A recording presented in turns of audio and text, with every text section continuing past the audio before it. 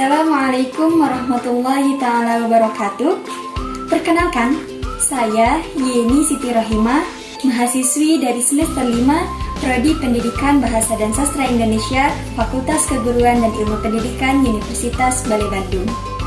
Pada video kali ini, saya akan memaparkan beberapa objek dari analisis saya terkait dengan kesalahan berbahasa yang sering kita temui di berbagai tempat, terutama di jalan. Nah, kali ini saya mendapatkan 5 objek yang dapat saya teliti atau yang dapat saya paparkan pada kesempatan kali ini. Langsung saja pada objek yang pertama, yaitu pada kata yang saya temui di jalan. Yang mana kata ini sering kita temui, namun kita tidak ngeh bahwa kata itu merupakan kata yang salah. Nah, kita lihat pada contoh objek yang pertama, yaitu pada penulisan kata baso. Nah, penulisan kata baso di sini merupakan salah satu contoh dari kesalahan berbahasa, yang mana ketika kita merujuk pada Kamus Besar Bahasa Indonesia, penulisan baso ini merupakan penulisan yang salah karena bukan merupakan kata yang baku. Tapi kata yang seharusnya ditulis ialah kata bakso, menggunakan K di tengahnya atau menyertakan huruf K di tengahnya.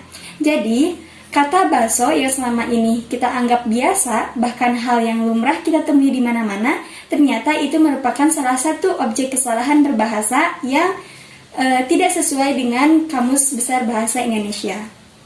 Itu yang pertama. Lalu yang kedua, di sini saya mendapatkan satu kata, yaitu dilarang kencing di tempat wudhu. Nah, kata ini atau himbauan ini saya temukan di salah satu toilet di masjid besar di daerah saya.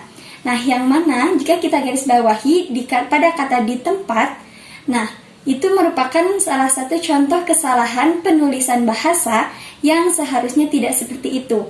Karena di tempat wudhu tersebut, kata di tempat wudhu tersebut merupakan kata yang menunjukkan suatu tempat atau lokasi, yang mana menurut kaidah penulisan, jika kita akan menulis atau menunjukkan suatu tempat atau lokasi, kata di-nya harus dipisah atau harus menggunakan spasi menjadi di tempat wudhu.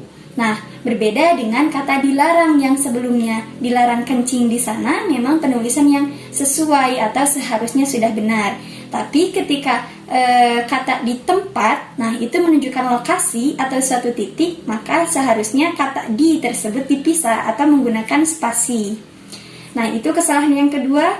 Lalu kita lanjut yang ketiga, yaitu saya temukan pada satu banner atau banner di jalan, yang mana banner ini sudah kita sering temui, yaitu pada kata coklat.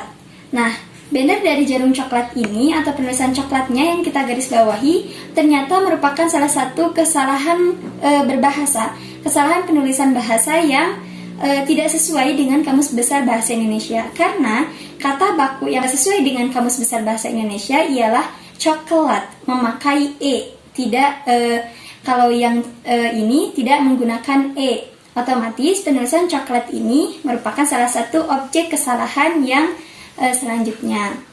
Nah, lalu yang keempat itu terdapat pada kata fotokopi. Nah, fotokopi di sini menggunakan penulisan huruf-huruf P, H, O, T, O, C, O, P, dan Y.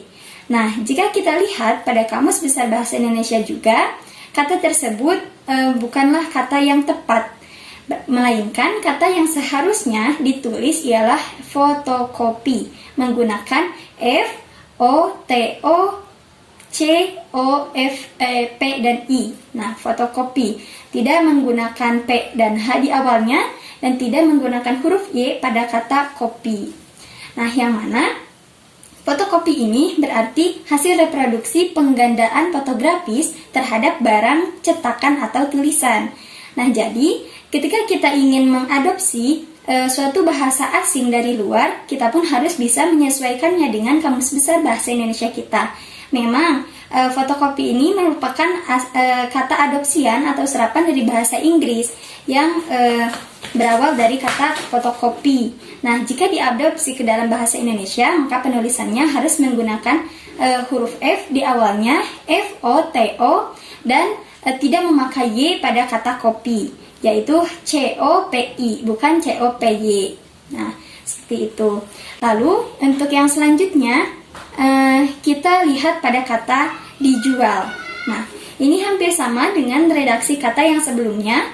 Kata dijual ini merupakan sebaliknya, bukan kata yang menunjukkan tempat. Jika tadi kaidah yang kita bahas bahwa tatkala kita akan menunjukkan suatu tempat atau lokasi, maka kata di tersebut harus memakai spasi. Semisal, saya belajar di sekolah atau saya makan di warteg. Nah, maka di sana wajib memakai spasi karena menunjukkan lokasi atau satu tempat. Tapi pada kata dijual ini seharusnya tidak memakai spasi karena kata dijual ini bukan suatu kata yang menunjukkan tempat atau lokasi. Jadi itu salah dalam penulisannya. Jadi penulisan yang benar itu tidak memakai spasi. Seperti kata disewakan, dikontrakkan, dijual itu memang tidak seharusnya memakai spasi. Nah, itu dia beberapa objek yang berhasil saya temukan dan analisis kesalahan berbahasanya. Nah, dapat kita simpulkan bahwa kesalahan-kesalahan berbahasa yang saya temukan dari 5 objek tersebut dan yang sebagian besarnya saya temui di jalan raya, terutama terdapat beberapa kesalahan-kesalahan yang beragam titik kesalahannya. Yang pertama itu ada kata bakso yang seharusnya menggunakan K penulisannya. Lalu yang kedua ada kata di tempat itu menunjukkan lokasi, maka harus menggunakan spasi pada kata di-nya. Lalu yang ketiga ada kata coklat yang harusnya menggunakan E, coklat. Nah, lalu yang keempat ada kata fotokopi, yang mana fotokopi ini harus menggunakan F, bukan PH. Dan tidak menggunakan Y pada kata pi-nya, fotokopinya. Nah, mungkin sekian yang dapat saya paparkan. Terima kasih sebelumnya, mohon maaf masih banyak kesalahan. Akhirul kalam, wassalamualaikum warahmatullahi wabarakatuh.